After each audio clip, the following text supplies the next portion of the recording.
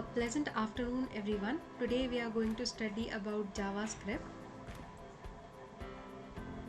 What is JavaScript? JavaScript is an object-based scripting language invented specifically for use in web browser to make websites more dynamic and attractive.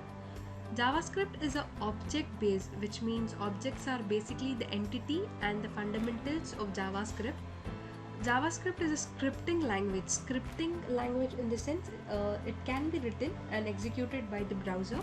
And JavaScript was invented by Bernard Eich in the year 1995 in Netscape. So let's learn what are the advantages of JavaScript. JavaScript has less server interactions, which means we can validate user input before sending the page to the server. This saves server traffic, which means fewer loads on the server, and it has immediate feedback to the visitors, which means the user don't have to wait for a page reload to see if they have forgotten to enter something. And it has increased interactivity, which means we can create interfaces that react when the user hovers over them with a mouse or activates them via the keyboard. And after that it has a richer interface, which means we can use JavaScript to include such items such as drag and drop components and sliders to give a rich interface to the site visitors. And JavaScript is a event-driven programming language, which recognizes when a form button is pressed, and this event can have the suitable JavaScript code attached, which will execute when the button is pressed.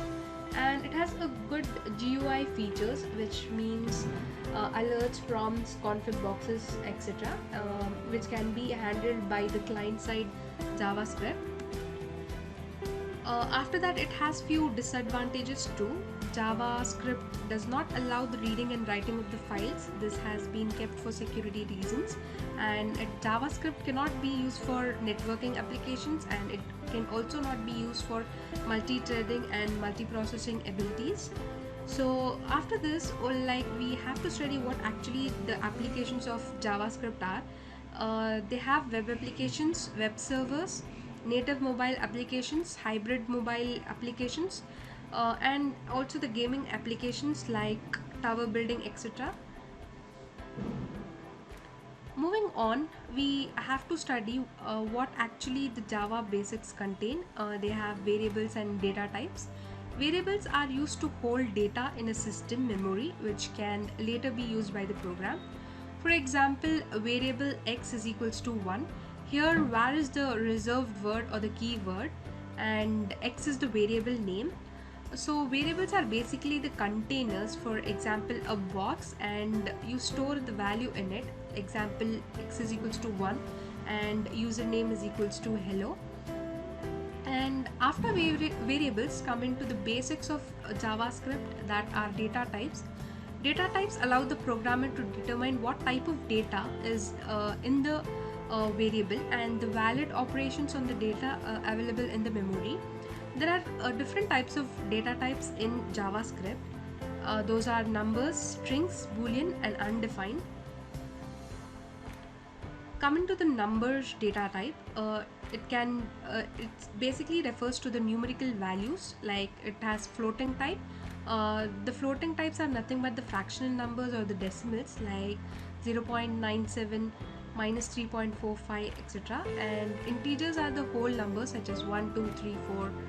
And you have after numbers, we have strings, which refer to one or more characters of text, which are basically enclosed within single or double quotes. For example, hello or 1, 2, 3, 4.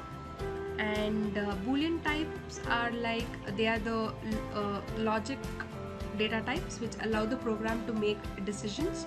So it consists of either true or false.